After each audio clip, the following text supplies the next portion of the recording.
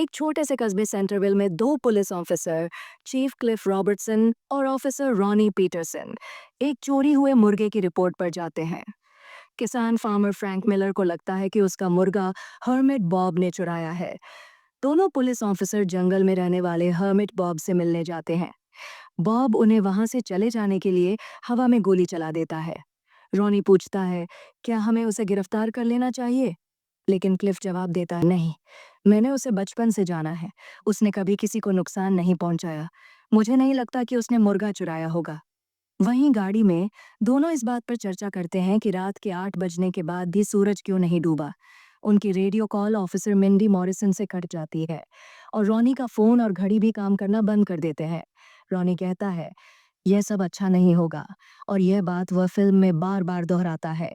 गाड़ी में वह रेडियो चालू करता है जिसमें स्टर्जिल सिम्पसन का गाना द डेड डोंट डाई बज रहा होता है। क्लिफ पूछता है कि उसे यह गाना क्यों पसंद है, तो रॉनी जवाब देता है, क्योंकि यह इस फिल्म का थीम सॉन्ग है। यह फिल्म की पहली फोर्थ वॉल ब्रेक होती है। एक स्थानीय डाइनर में Hank Thomson, farmer Frank Miller और वेट्रेस फर्न एक रेडियो न्यूज़ रिपोर्ट सुनते हैं जिसमें पोलर फ्रैकिंग के बारे में बताया जा रहा है। सरकार और कंपनियां कहती हैं कि इस प्रक्रिया से धरती को कोई नुकसान नहीं होगा, लेकिन वे सभी सोच रहे हैं कि रात होते हुए भी अंधेरा क्यों नहीं हो रहा। इसी बीच सेंटरविल जुवेनाइल डिटेंशन सेंटर में जेरोनिमो, ओलिविया और स्टेला टीवी पर देख रहे हैं कि पोलर फ्रैकिंग के कारण धरती अपनी धुरी से हट गई है।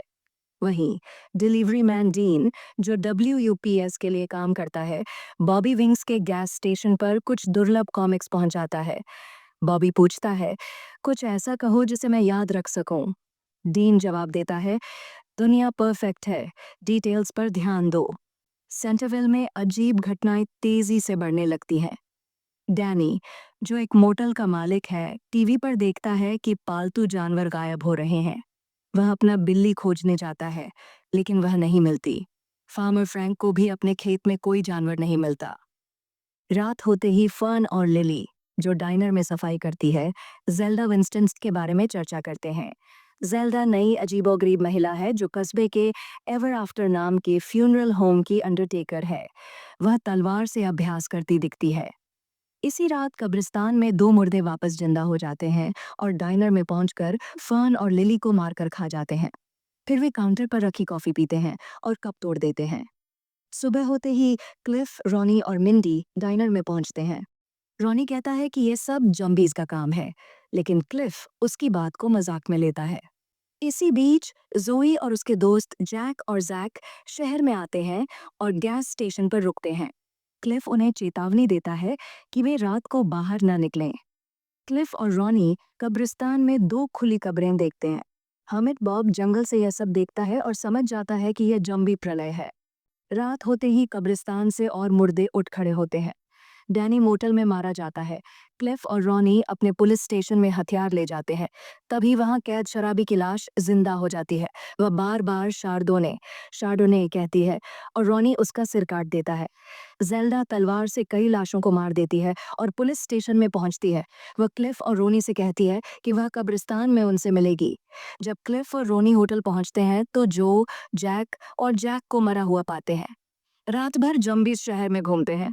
कुछ गैस स्टेशन से कैंडी चुराते हैं तो कुछ अपने स्मार्टफोन पर वाईफाई ढूंढते रहते हैं। क्लिफ की गाड़ी कब्रिस्तान में फंस जाती है। मिंडी को जब अपनी मरी हुई दादी एक जम्बी के रूप में दिखती है तो वह हिम्मत हारकर गाड़ी से बाहर निकल जाती है और जम्बीज का हिस्सा बन जाती है। उसी वक्त जेल्डा अपनी छोटी गाड़ी में कब्रिस्तान पहुंचती है। तभी एक UFO आता है और जेल्डा को उठा कर ले जाता है। क्लिफ कहता है, मुझे हमेशा से लगता था कि वो अजीब है। आखिर में क्लिफ और रॉनी ये फैसला करते हैं कि अगर उन्हें मरना ही है तो वे लड़ते हुए मरेंगे। वे गाड़ी से बाहर निकलते हैं और जंबी से लड़ने लगते हैं। जंगल से हर्मिट बॉब यह सब देखता है और कहता है, ये दुनिया अब बर्बाद हो चुकी है।